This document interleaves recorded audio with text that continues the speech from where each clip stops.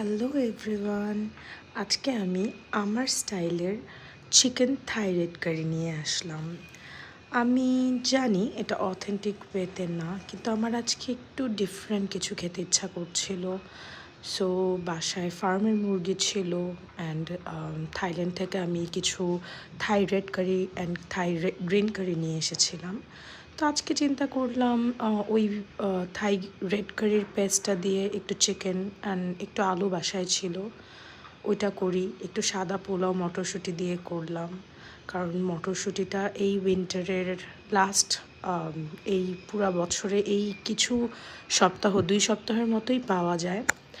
আমি কিছু বেশি করেই কিনে ডিপ করে রাখি যেন সারা বছর খেতে পারি।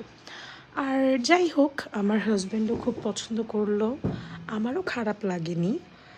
তো যদি আপনাদের কারো ভালো লেগে থাকে চেহারা দেখে, রেসিপি চান, অবশ্যই জানাবেন। Thank you.